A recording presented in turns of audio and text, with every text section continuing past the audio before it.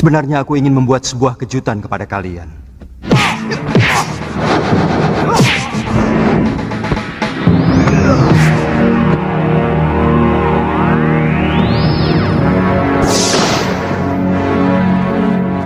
Salam hormat, salam satu hobi, salam semuanya. Semoga sobat diberi kesehatan jasmani dan rohani. Ingat, sehat itu adalah kebahagiaan yang tak bisa dinilai dengan uang. Terus dukung G Kembar dengan cara subscribe dan like. Pada episode kali ini, terjadi sebuah pertarungan yang sangat dahsyat, di mana Patih Batik Madrim tidak percaya dengan rajanya sendiri, Prabu Angling Dharma. Hal ini disebabkan Raja Malwapati itu datang secara tiba-tiba, tanpa memberi hormat terlebih dahulu. Inilah yang membuat Patih Batik Madrim kesal. Jangan! Baik. Kalian semua saya ampuni. Tapi mulai sekarang, kamilah yang menguasai pulau ini. Sisir seluruh pantai. Bebaskan semua orang yang dipenjara bawah tanah. Di sisi lain, Empu Mahasura sedang bersemedi di sebuah gua. Ia tampaknya sudah gelisah. Wajah Nila Saroya dan Darpasura sudah terbayang di pikirannya. Hal ini sangat mengganggu dan tidak bisa fokus. Timbullah dugaan yang mengarah kepada Nila Saroya. Namun belum bisa dipastikan peristiwa apa yang akan terjadi di Padepokan Sugaluh.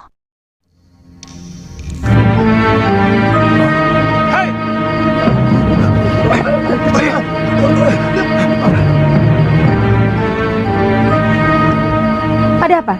Maaf Nyai, kami kira maling yang mau menyusup ke dalam balai pusaka. Dan sekarang saya baru sempat. Benar saja, Nila Saroya sedang merencanakan sesuatu. Ia sedang memasuki bilik khusus, di mana di dalamnya banyak kitab-kitab rahasia milik Empu Mahasura. Awalnya, wanita berparas cantik itu ketahuan memasuki bilik khusus Empu Mahasura. Namun dengan segala pembelaannya, ia berhasil menenangkan penjaga bilik tersebut. Saya lebih hormat sama Nyai Dewi Sintawati. Dia sangat bijak dan selalu memperlakukan kita seperti sanak kadangnya sendiri. Terus terang, saya sendiri agak ragu bahwa Nyai Dewi tega berbuat serong dengan geramnya. Sangat mungkin Ki Darpasura ikut bermain untuk menyingkirkan Nyai Dewi. Sebab bukan rahasia lagi antara Nyai Dewi dan Ki Darpasura saling membenci. Karena adik Gusti Empu merasa tersingkirkan oleh pengaruh Nyai Dewi selama ini. Semua murid Empu Mahasura menyayangkan Dewi Sintawati pergi meninggalkan Padepokan Sugaluh. Mereka curiga dengan perilaku Nila Saroya dan Darpasura. Sebelum kedatangan wanita cantik itu, hubungan Empu Mahasura dan Dewi Sintawati baik-baik saja. Sedang asik membicarakan Nila Saroya, mereka semua tak menyadari, wanita cantik itu sedang mengambil sesuatu di bilik rahasia tersebut. Benda-benda pusaka, seperti pedang, kitab, dan yang lainnya, habis diambil oleh Nila Saroya. Hebatnya, Empu Mahasura merasakan akan hal ini, ia tidak bisa fokus dalam semedinya. Wajah Nila Saroya mengganggu pikirannya, namun tetap melanjutkan semedinya. Ada yang sangat berharga diambil oleh Nila Saroya. Kitab Dasendria berhasil ia bawa. Dengan semangatnya, ia berusaha cepat-cepat mengumpulkan barang berharga di bilik tersebut. Seperti diketahui, ajian Dasendria sangat berbahaya bila dimiliki oleh orang yang tidak tepat. Ilmu tersebut berfungsi untuk mengetahui gerakan lawan sebelum bertarung. Setelah berhasil mengemas barang yang ia ambil, Nila Saroya perlahan-lahan meninggalkan bilik tersebut. Ia berjalan dengan sangat hati-hati. Mengetahui hal ini, semua murid Empu Mahasura merasa dibohongi. Mereka bertanggung jawab penuh atas keamanan Padepokan Sugaluh. Dihampirilah Nila Saroya, murid Empu Mahasura menanyakan, barang apa yang dibawa? Mereka meminta agar memperlihatkan apa yang telah dibawa wanita cantik tersebut. Namun Nila Saroya tak mau memperlihatkannya. Dengan keadaan terpaksa, semua murid Padepokan Sugaluh itu berusaha mengambilnya. Namun kesaktian Nila Saroya di atas mereka semua. Wanita cantik itu berhasil meloloskan diri. Semua barang berhasil ia bawa. Kemudian ia menemui Darpasura untuk meninggalkan Padepokan Sugaluh. Kenapa kau lakukan itu, istriku? Rencana Nyai sudah benar-benar mantap. Kamu pikir saya benar-benar mencintai orang tua macam Mahashura meskipun dia sangat sakti? Selama ini, saya terpaksa berpura-pura mencintai dia karena saya butuh ilmunya. Tapi Kakang Mahashura selalu melarang saya berlatih ilmunya dengan alasan perut saya. Bagaimana nanti dengan anak Kakang Mahashura yang sedang Nyai kandung? Ini anakku. Aku sangat yakin anak yang aku kandung ini bukan anak Kakang Mahashura. Karena ketika dia mengawiniku, aku sudah 2 sasi terlambat bulan. Aku akan kembali ke Padepokan dekat Gunung Parang. Mari, Nyai. Aku akan menghimpun kekuatan dari perguruan Halimun Petak. Untuk itu, saya mengajak Ki Darpasura bersama-sama menegakkan kekuatan perguruanku yang sudah hancur oleh Sudamani. Ada dendam perguruan yang masih belum tuntas. Kalau tidak salah, perguruan Halimun Petak adalah Empu Ranggasuli. Dia ayah saya. Oh. Saya yakin Nyai sudah tahu perseteruan antara ayah Nyai dengan Kakang Mahashura. Itu kenapa saya harus minggat dari Sugaluh. Siapa nanti yang akan menjadi guru di sana? Kamu sendiri, Ki. Nanti kalau anak ini sudah lahir, aku yang akan menggantikannya. Di sisi lain, para petinggi kerajaan mempertanyakan keputusan Patih Batik Madrim yang tidak mengambil sikap tegas atas kepergian Prabu Angling Dharma. Pada saat ini, Raja Malwapati itu sedang tidak ada di istana. Ia sedang mengembara melepaskan kerinduannya atas perginya Dewi Setiawati. Petinggi kerajaan menginginkan agar status raja yang saat ini dipegang oleh Prabu Angling Dharma agar segera diambil alih. Karena hal tersebut adalah hak Patih Batik Madrim, ujar Prabaskara. Sebatas mantu dari Gusti Sepuh. Sebenarnya Gusti Patih jauh lebih berhak untuk menjadi raja. Karena kalau saja tidak ada sayembara memperebutkan mendiang Gusti Dewi Setiawati, maka Gustilah yang seharusnya menjadi raja. Sayembara itu yang mengadakannya adalah aku, bukan Romo Prabu. Dan pertaruhannya adalah tahtaku. Di samping adik kandungku yang sangat kucintai, Dinda Setiawati. Kekacauan di Malwapati mulai memanas. Tumenggung Katiwanda mempertanyakan keputusan Prabu Angling Dharma yang meninggalkan Malwapati begitu saja, tanpa adanya pengganti sementara. Namun Patih Batik Madrim masih tetap pada pendiriannya. Ia tidak mau dikatakan plin-plan, tidak teguh dalam keputusan. Dinda Setiawati telah tiada. Ini menyangkut tanggung jawab beliau, Gusti Patih. Sungguh sangat berbeda. Seorang pewaris asli dan seorang yang hanya menerima pemberian. Jangan menggoyah keyakinanku, Katiwanda. Janji seorang satria itu pantang mencela-mencela. Pagi kuning, siang merah, malam hijau.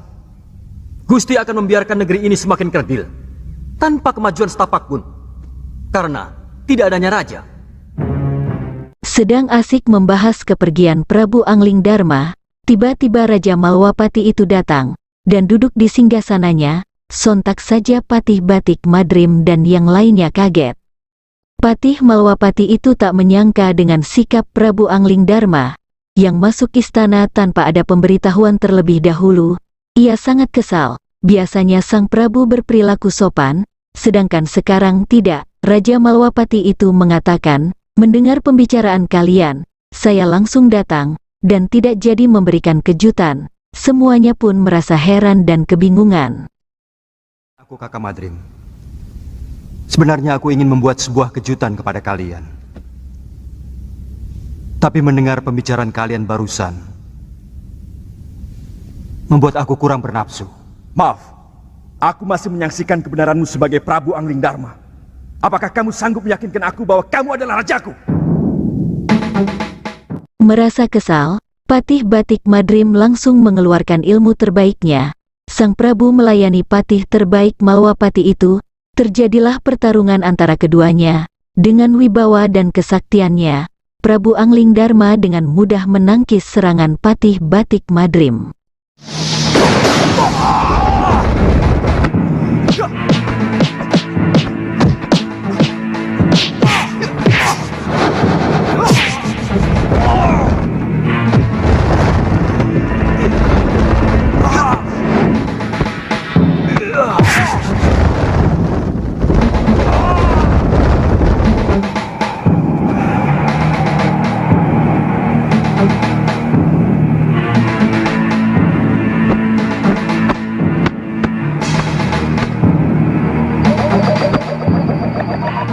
Berulang kali mendapatkan serangan dari Prabu Anglingdarma, Patih Batik Madrim mengeluarkan ilmu andalannya.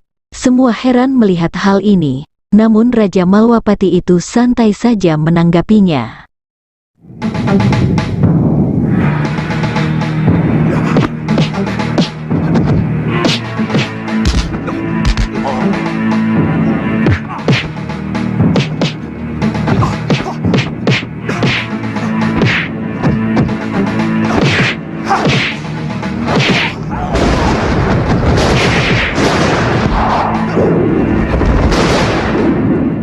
Pada akhirnya, Patih Batik Madrim mengakui Prabu Anglingdarma sebagai rajanya.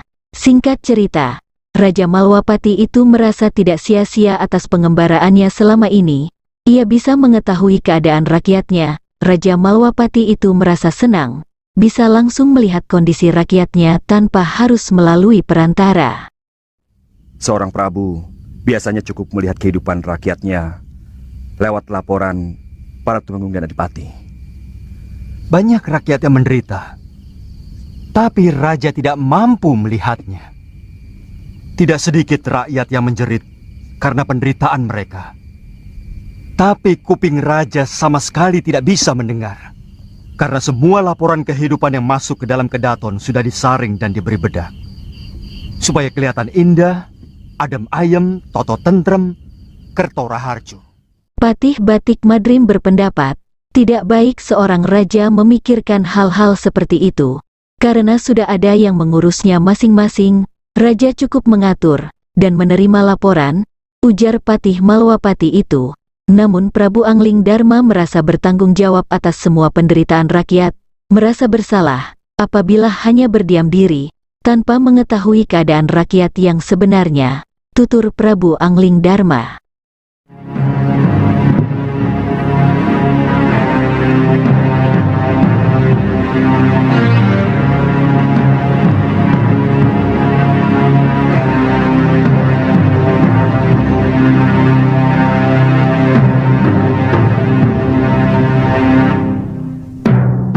Semua kitab pusaka terbaik ciptaanku dicuri.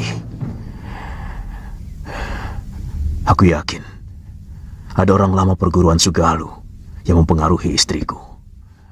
Di sisi lain, Empu Mahasura terkejut dan bingung. Setelah semedinya selesai, ia melihat seluruh benda pusaka milik perguruan Sugaluh habis diambil oleh Nila Saroya. Ia tak menyangka istrinya tega berbuat seperti itu. Mungkin ada orang lain yang mempengaruhi Nila Saroya untuk berbuat demikian. Nila Darpasura. Apa mungkin adik kandungku tega mengkhianatiku, Subada? Saya benar-benar tidak tahu, Guru.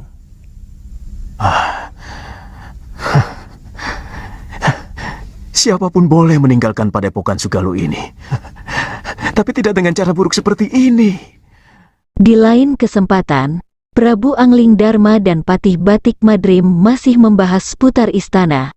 Sang Prabu mengatakan kepada patihnya itu, bahwa ia akan meninggalkan Malwapati untuk sementara waktu. Dengan demikian, semua diserahkan kepada Patih Batik Madrim. Ia masih ada urusan yang belum diselesaikan. Nanti kalau sudah selesai akan segera balik ke Malwapati, tutur Prabu Anglingdarma. Karena aku masih dalam keadaan selamat. Baik, Dinda Prabu.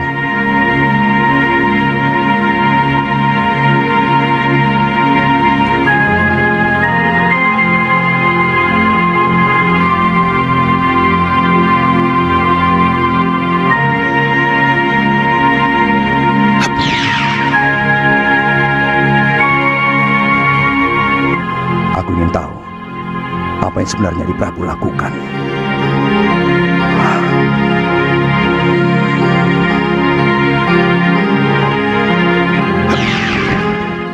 Di saat sedang merasa sedih dan bingung, datanglah Prabu Anglingdarma. Raja Malwapati itu menanyakan keberadaan Nila Saroya. Dengan pikiran yang sedang bimbang, Empu Mahasura sangat menyayangkan atas kepergian Nila Saroya dan Darpasura. Ia tidak menyangka adik kandungnya sendiri mengkhianati dirinya. Semuanya sudah kacau dan berantakan. tutur pimpinan perguruan Sugaluh tersebut. Sejak siang saya duduk di sini, merenungi nasib buruk yang sedang saya alami. Hampir dengan waktu yang bersamaan, saya kehilangan segala-galanya, Gusti. Mungkin juga harapan saya. Apalagi yang terjadi, Guru? Rupanya itu Guru Dinda Prabu. Empu Mahasura masih tidak menyangka istrinya sendiri melakukan hal yang tidak terduga, dan yang lebih hebatnya lagi, Nila Saroya pergi bersama adiknya sendiri. Berlipat kepahitan yang dialami oleh pimpinan Padepokan Sugaluh itu, ia sangat merasa bersalah, karena tidak bisa membimbing Nila Saroya dengan baik. Semuanya dibantah oleh Prabu Angling Dharma, bahwa anak Nila Saroya itu adalah titisan dari Sudamani. Hal itu ia ketahui ketika saat berada di hutan. Wanita cantik itu mengakui semuanya kepada Darpasura. Kekhawatiran Empu Mahasura mulai diluruskan oleh Prabu Angling Dharma. Diceritakanlah kisah Nila Saroya. Sebenarnya wanita itu perlu diperhatikan. Masa lalu yang kelam membuatnya berbuat demikian. Ia sangat kesal terhadap Sudamani, pendekar tua yang sakti telah menghancurkan perguruan Halimun Petak. Dari sinilah Nila Saroya tak bisa melupakannya dan kerap ingin melampiaskannya. Bayi yang dalam kandungan Nila itu adalah darah daging saya, Gusti. Bayi itu bukan anak Guru, bukan titisan Guru. Ketika Guru Saroya, dia sudah 2 sasi tidak datang bulan. Dari mana Gusti Prabu tahu? Saya kebetulan melihat mereka berdua di tengah hutan dan mendengarkan pengakuan Nila Saroya. Bibit yang dia kandung adalah titisan Sudamani. Ketika semua saudara seperguruannya dikalahkan oleh pendekar durjana itu. Dia? Nila Saroya, putri Empu Ranggasuli, dari perguruan Halimun Petak. Ranggasuli. Dia di tanganku. Waktu terjadi perseteruan antara Padepokan Sugaluh dengan Padepokan Halimun Petak. Tapi saya yakin, apa yang dilakukan Nila Saroya bukan karena dendam kepada Guru. Permasalahan yang sangat rumit dan sulit untuk diselesaikan. Tetap dukung G Kembar. Semoga terhibur. Kita sambung kembali di episode berikutnya, yang pasti lebih seru dan menarik. Jangan lupa subscribe dan like-nya. Salam sehat selalu. Salam satu hobi. Salam sahabat Angling Dharma. Sampai jumpa. Cari kembali Galuh Parwati dan Nyai Sintawati. Saya yakin Darpasura Sintawati dengan cara menenggelamkannya di laut. Saya benar-benar jadi orang kalah, Gusti Prabu.